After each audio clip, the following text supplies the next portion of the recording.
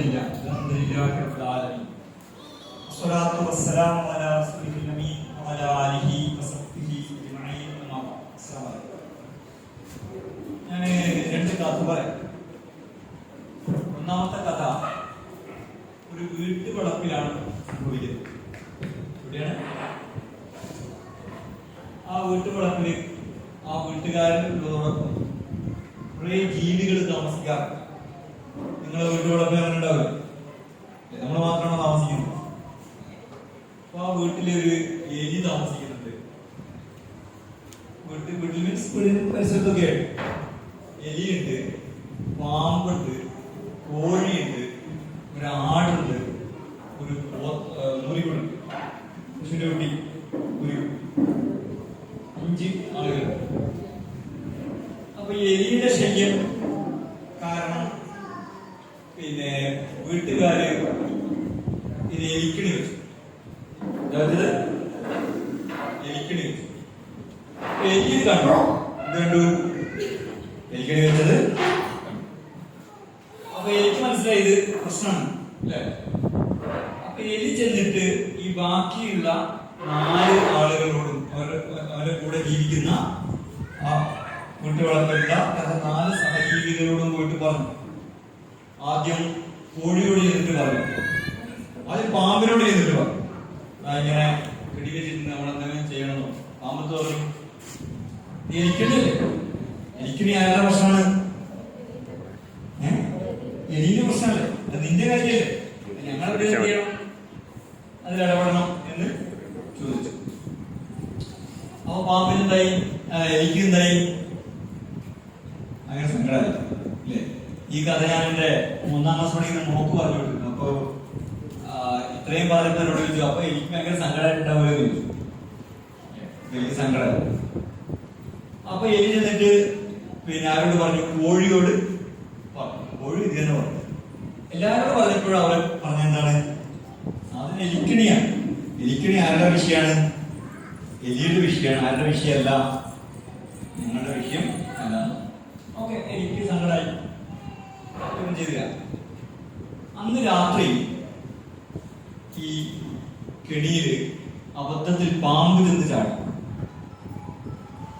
പാമ്പിൽ പെട്ടു. അപ്പൊ ഒച്ച കേട്ടിട്ട് ചാടിയത് എലിയാണ് എന്ന് കരുതിയിട്ട് വീട്ടുകാരി എലി എടുക്കാൻ വേണ്ടി പിടിക്കാൻ വേണ്ടി കൈയിട്ടു. കൈയിട്ടാൽ പാമ്പിന്റെ സഹജ സ്വഭാവം എന്താണ്? പാമ്പിന്റെ സഹജ സ്വഭാവം എന്താ? ഞാൻ കൊത്തും അല്ലെ. പാമ്പ് അളക്കും. പാമ്പ് വീട്ടുകാരിയെ കൊത്തി. വീട്ടുകാരിക്ക് എന്ത് സംഭവിച്ചു? വിഷദംശനം കിട്ടി. ഒരു വിഷ ചികിത്സകന്റെ അടുത്ത് കൊണ്ടുപോയി. കൊണ്ടുപോയപ്പോ പറഞ്ഞു, പെട്ടെന്ന് എന്ത് കൊടുക്കണം? ഒരു കോഴി സൂപ്പ് ഉണ്ടാക്കി കൊടുക്കണം. അപ്പൊ ആ പാമ്പിനെ അവര് വീട്ടുകാരപ്പോ തന്നെ എന്തുണ്ടാവും? അടിച്ചു പോകുന്നു അല്ലെ. അല്ലാതെ അതിന് സ്വീകരണം കൊടുക്കുകയോ അല്ലെ. അങ്ങനെ പിന്നെ കോഴി സൂപ്പ് കൊടുക്കാൻ പോകും. ഈ കോഴി അത് സൂപ്പ് വെച്ചു കൊടുത്തു. പക്ഷെ അതുകൊണ്ട് ആള് ഭേദമില്ല. ഭേദാകാതിരുന്നപ്പോ അവര് പറഞ്ഞു ആട്ടിന്റെ സൂപ്പ് കൊടുക്കാൻ പോകും. ഇതെന്ത് ചെയ്തു? ആട്ടിനെ അറുത്തിട്ട് സൂപ്പ് വെച്ചു കൊടുത്തു. പക്ഷെ രണ്ടുകൊണ്ടും ഇവര് രക്ഷപ്പെട്ടില്ല. 3ാം ദിവസം സംഭവിച്ചു, ഇവര് മരിച്ചു. അങ്ങനെ മരിച്ച് ആളുകളൊക്കെ പിന്നെ അടക്കൊക്കെ ചെയ്തു. ആളുകളൊക്കെ വന്ന് 3ാം ദിവസം പിരിയതിന് വേണ്ടിയിട്ട് ആ മൂലിക്കുട്ടിയെ അറുത്തിട്ട് എല്ലാവർക്കും കഴിച്ചു കൊടുത്തു, ഭക്ഷണം ഉണ്ടാക്കി കൊടുക്കുകയും ചെയ്തു. അവിടെ ഇപ്പൊ ആരാ ബാക്കിയുള്ളത്? ആരാ ബാക്കിയുള്ളത്? എലി ബാക്കിയുണ്ട് അല്ലെ. ബാക്കി എല്ലാവരും ഇവിടെ പോയി. ആ എലിക്കണി കാരണമായിട്ട് പോയി അല്ലെ. എലി ആദ്യം പറഞ്ഞിട്ടുണ്ടായിരുന്നു അല്ലെ, ഇങ്ങനെ എലിക്കണി വെച്ചിട്ടുണ്ട്, അത് വേണം എന്ത് ചെയ്യണം, ഇതൊരു പരിഹാരം ഉണ്ടാക്കണം എന്ന്. നബി പറഞ്ഞൊരു കഥയുണ്ട്. കുറെ ആളുകള് ഒരു കപ്പലിൽ യാത്ര ചെയ്യുകയാണ്. ഇതിലെന്താ ഒരു കപ്പലില് യാത്ര ചെയ്യുകയാണ്. അപ്പോ ആ യാത്ര ചെയ്യുമ്പോൾ കപ്പലിൽ 2 തട്ടുണ്ട്. ആ കപ്പലിൽ എത്ര തട്ടുണ്ട്? 2 തട്ടുണ്ട്. താഴെയുണ്ട്, മേലെയുണ്ട്. കപ്പലിൽ കടലിലെ വെള്ളം കുടിക്കാൻ പറ്റുമോ? അപ്പം കപ്പലിൽ യാത്ര ചെയ്യുന്നവർക്ക് വെള്ളം കുടിക്കണമെങ്കിൽ എന്ത് വേണം? ശുദ്ധജലം വേറെ കൊണ്ടുപോകണം അല്ലെ? അവരത് സംഭരിച്ച് കൊണ്ടുപോയി. പക്ഷെ അത് വെച്ചിരിക്കുന്നത് താഴെയാണ്. അപ്പൊ മേലെയുള്ള ആളുകൾ ആദ്യമൊക്കെ വന്ന് താഴെ നിന്ന് വെള്ളം എടുക്കും. പിന്നെ അവരാലോചിച്ചു ഇതൊരു ബുദ്ധിമുട്ടാണല്ലോ അല്ലെ, ഇതൊരു ബുദ്ധിമുട്ടാണ്, നമുക്കൊരു കാര്യം ചെയ്യാം, കപ്പലിൽ ചെറിയൊരു ഓട്ട, ഒരു ദ്വാരം, ഒരു ഹോൾ ഉണ്ടാക്കാം. എന്നിട്ട് എവിടെ നിന്ന് വെള്ളം എടുക്കാം? കടലിൽ നിന്ന് തന്നെ വെള്ളം എടുക്കാൻ തീരുമാനിച്ചു. നബി അതിനെ കുറിച്ച് പറയുന്നത്, അപ്പൊ അവരുടെ കൈക്ക് പിടിച്ചിട്ടില്ലെങ്കിൽ അവര് മാത്രമാണോ മുങ്ങുക? കപ്പലിന് അങ്ങനെ വല്ല നിയമമുണ്ടോ? ഓട്ടം ഉണ്ടാക്കിയവൻ മുങ്ങട്ടെ, ബാക്കിയുള്ളവർ രക്ഷപ്പെടട്ടെ എന്ന് വല്ല നിയമവും പ്രകൃതിയിലുണ്ടോ? ഇല്ല. ഇല്ല എന്ന് എല്ലാ പ്രകൃതി ദുരന്തങ്ങളും എന്ത് ചെയ്യാറുള്ളതാണ്? തെളിയിക്കാറ്. തെറ്റ് ചെയ്തവർ മാത്രമാണോ പ്രകൃതി ശിക്ഷിക്കപ്പെടുക? അപ്പൊ റസൂൽ പറഞ്ഞു, ഇതാ ഉടനെ അവരുടെ കൈക്ക് പിടിച്ചോളണോ, ഇല്ലെങ്കിൽ എന്താ സംഭവിക്കുക? എന്ത് സംഭവിക്കും? മൊത്തം കപ്പൽ മുങ്ങും. വെള്ളം എടുക്കാൻ വേണ്ടി ഓട്ടം ഉണ്ടാക്കിയവർ മുങ്ങും. അവർ മാത്രമാണോ മുങ്ങുക? അല്ല, നിരപരാധികളായ അതിൽ കക്ഷിയെ അല്ലാത്ത ആളുകൾ എന്ത് ചെയ്യും? അപ്പൊ നമ്മള് നല്ല മനുഷ്യരാണ്. ഇൻസൈറ്റിൽ നമ്മൾ ചേർന്നത്, ഇത്രയും പഠിക്കുന്നത്, അല്ലെങ്കിൽ നമ്മുടെ ജീവിതത്തിൽ വേറെ ഒരുപാട് കാര്യങ്ങൾ മനസ്സിൽ പോയത്, 5 നേരം നിസ്കരിക്കുന്നത്, നന്നായി നോമ്പ് നോക്കുന്നത്, ഖുർആൻ ഓതുന്നത്, ഖുർആൻ പഠിക്കുന്നത്, മനുഷ്യരോട് നന്നായി പെരുമാറുന്നത്, മാതാപിതാക്കളോട് നല്ല നിലയിൽ വർത്തിക്കുന്നത്, എല്ലാം എന്തിനാണ്? നല്ല മനുഷ്യല്ലേ? To become a good man or women, ഒരു നല്ല മനുഷ്യൻ ആയി തീരാനാണ് നമ്മൾ നല്ല മനുഷ്യരാണ്. ഓക്കെ, അല്ലെ? നമ്മളതിന് പരമാവധി പരിശ്രമിക്കും. പക്ഷേ പിന്നെ ലോകത്ത് എന്ത് വേണമെങ്കിലും നടന്നോട്ടെ, അതൊന്നും എന്തല്ല എന്റെ വിഷയം അല്ല. ഞാൻ ആരാണ്? നല്ല മനുഷ്യനാണ്. എന്റെ ഒരു ഡ്യൂട്ടി ആൻഡ് റെസ്പോൺസിബിലിറ്റി എന്താണ്? ഞാൻ നല്ല മനുഷ്യനായിട്ട് ജീവിക്കുക എന്നതാണ്. ഇങ്ങനെ ചിന്തിക്കുന്ന ധാരാളം ആളുകൾ ലോകത്ത് ഉണ്ട്. ഇത് ശരിയാണോ, അല്ലെങ്കിൽ യുക്തിസഹമാണോ, അല്ലെങ്കിൽ ഇത് ഒരു നല്ല ചിന്തയാണോ, അല്ലെങ്കിൽ ഇത് പ്രായോഗികമാണോ? എന്താണ് നിങ്ങളുടെ അഭിപ്രായം? വേറെ കുറെ ആളുകളുണ്ട്, അത് നമ്മളെ നേരത്തെ പാമ്പിന്റെ കഥ പറഞ്ഞ പോലെയാണ്. അത് എന്നെ ബാധിക്കുന്ന കാര്യം അല്ല അല്ലെ? നാട്ടിൽ ഇങ്ങനെയൊക്കെ പ്രശ്നം ഉണ്ടാവുന്നു, അത് ആരെ ബാധിക്കുന്നതല്ല, എന്നെ ബാധിക്കുന്നത് അല്ല എന്ന് ചിന്തിക്കുകയും അത് ഞാനതിനെ കുറിച്ച് ചിന്തിക്കേണ്ടതില്ല എന്ന് വിചാരിക്കുകയും ചെയ്യുന്ന ആളുകൾ ഉണ്ട്. അപ്പൊ ഇങ്ങനെയല്ല കാര്യങ്ങൾ. മറിച്ച് എന്താണ്? സമൂഹത്തിൽ ഉണ്ടാകുന്ന ഏത് കാര്യവും നമ്മളെയും പല രീതിയിൽ ബാധിക്കും. അതിന്റെ കാരണം അത് എളുപ്പം മനസ്സിലാകാൻ ഒരു വഴി, ലോകത്ത് എവിടെ ഉണ്ടാവുന്ന ഏത് കാര്യവും ഏതെങ്കിലുമൊക്കെ തരത്തിൽ നമ്മളെയും എന്ത് ചെയ്യും?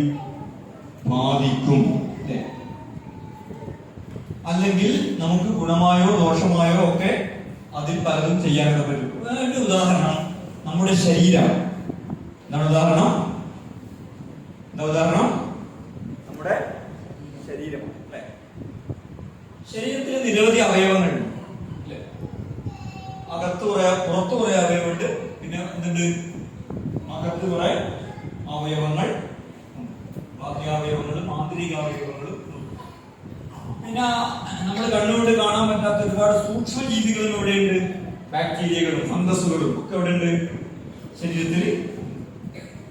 ഇതിലേതിനുണ്ടാകുന്ന ഒരു കാര്യം അതിനെ മാത്രമാണോ ബാധിക്കുക? ആണോ? കണ്ണിന് ഭയങ്കര വേദനയാണ്, കണ്ണിനല്ലേ വേദനയുള്ളൂ. അതുകൊണ്ടിപ്പോ കാലുകൊണ്ട് നടക്കുന്നതിന് എന്താ കുഴപ്പം? എനിക്കിന്ന് കണ്ണിന് വേദനയായിരുന്നു കരുതുക. അപ്പൊ ഞാൻ GK വിളിച്ചിട്ട് പറയാണ്, എനിക്ക് വരാൻ പറ്റില്ല, കണ്ണിന് ഭയങ്കര വേദനയാണ്. GK പറയാണ്, കണ്ണിനല്ലേ വേദനയുള്ളൂ, നിങ്ങളുടെ കാലിന് വേദന ഉണ്ടോ? കൈക്ക് വേദന ഉണ്ടോ? തലയ്ക്ക് വേദന ഉണ്ടോ? മൂക്കിന് വേദന ഉണ്ടോ? ശരീരത്തിന് വേദന, കണ്ണിലെ വേദനയുള്ളൂ, കൂടെ വരാമോ എന്ന് പറഞ്ഞാലോ? എന്താണ്? അങ്ങനെയാണെങ്കിൽ ഒരു അസുഖമുള്ളത് കൊണ്ടും ആകെ ഒരു അസുഖമുള്ളതാണ് പുതിയ കാലത്ത് നമ്മൾ എവിടെയും പോകാതിരിക്കൊന്നും ചെയ്യാതിരിക്കൊന്നും ചെയ്യേണ്ടില്ല. പക്ഷെ അങ്ങനെയല്ല, കണ്ണിന് കടുത്ത വേദന ഉണ്ടായാൽ പറ്റില്ല. പിന്നെ പോകാനും പ്രസംഗിക്കാനും ഒന്നും ചെയ്യാനും പറ്റില്ല. ഏത് അവയവത്തിനും സമൂഹത്തിന്റെയും കാര്യം അങ്ങനെയാണ്. കാരണം ഇത് വളരെയധികം എന്താണ് പരസ്പരം ബന്ധപ്പെട്ട് കിടക്കുന്നതാണ്, കണക്റ്റഡ് ആണ്. അപ്പോ ഇങ്ങനെയാണ് ലോകത്തെ മനുഷ്യരുടെ ജീവിതം. ഇപ്പോ ഫലസ്തീനിൽ യുദ്ധം നടക്കുന്നു, അല്ലെങ്കിൽ ഇസ്രായേൽ ഫലസ്തീനിൽ എത്രയോ കാലമായി ആക്രമിച്ചുകൊണ്ടിരിക്കുന്നു, തുഫാനിലൊക്കെ സംഭവിക്കുന്നു. അത് അവിടെയാണ്, അങ്ങനെയല്ല. അതെന്ത് ചെയ്യുന്നുണ്ട്? പല രീതിയിൽ നമ്മളെയും ബാധിക്കുന്ന, അല്ലെങ്കിൽ നമ്മളും ശ്രദ്ധിക്കേണ്ടുന്ന, നമ്മളെയും ബാധിക്കാൻ പോകുന്ന പല തലങ്ങളുമുള്ള ഒരു കാര്യമാണ്. അപ്പോ ഇങ്ങനെയുള്ള മനുഷ്യന് രണ്ട് ജീവിതമുണ്ട്. ഇതിന്റെ അവസാനം എന്താണ്? നമുക്ക് രണ്ടു തരം ജീവിതമുണ്ട് ഒരേ സമയം തന്നെ. ഇത് തീർത്തും വാട്ടർ ടൈറ്റ് കമ്പാർട്ട്മെന്റായ, വെള്ളം കടക്കാത്ത അറകളായ രണ്ട് ജീവിതമല്ല. മറിച്ച് ശരീരം എങ്ങനെയാണ്? പിന്നെ നമുക്ക് കൈയുണ്ട്, തലയുണ്ട്.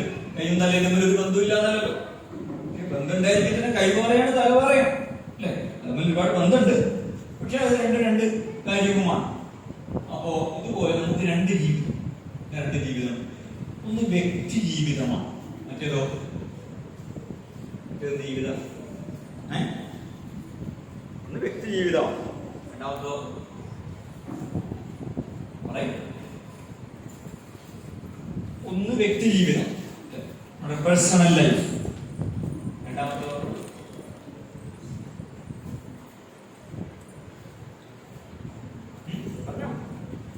വിവരങ്ങളും ഒക്കെ പറയാം. യുക്തി ജീവിതം പറയും. വ്യക്തി ജീവിതം എന്ന് പറഞ്ഞാൽ എന്താ? നമ്മൾ ജനിക്കുന്നു, നമ്മൾ വ്യക്തി എന്നതിലേക്ക് വളരുന്നു, അല്ലെ? നമ്മൾ പഠിക്കുന്നു, അല്ലെങ്കിൽ ജോലി ചെയ്യുന്നു, വിവാഹം കഴിക്കുന്നു, മക്കളുണ്ടാവുന്നു, നമ്മൾ വീട് വെക്കുന്നു. ഇങ്ങനെ ഇതൊക്കെ നമ്മുടെ വ്യക്തിപരമായ കാര്യമാണ്. ഈ ജീവിതം മാത്രമാണ് നമുക്കുള്ളത്. വേറെ ജീവിതമുള്ളത് സോഷ്യൽ ലൈഫ്. എന്ത് ജീവിതമുണ്ട്?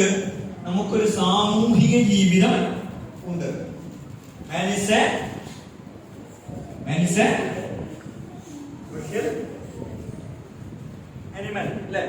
മനുഷ്യൻ ആരാണ്?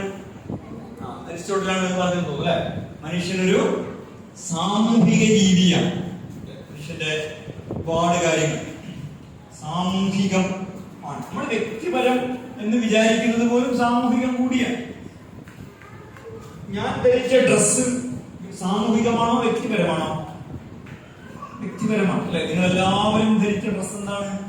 നിങ്ങളുടെ വ്യക്തിപരമായ ഇഷ്ടത്തിന്റെ വലിയൊരു, നിങ്ങളുടെ ഒരു സൗന്ദര്യ ബോധം, അല്ലെങ്കിൽ നിങ്ങളുടെ ഒരു ടേസ്റ്റ്, ഇത് മനസ്സിലാക്കാൻ വളരെ സഹായിക്കുന്ന ഒരു കാര്യമാണ്. ഇവരെന്താ പച്ച ധരിച്ച്, ഇവരെന്താണ് ആ കളർ ധരിച്ചത്?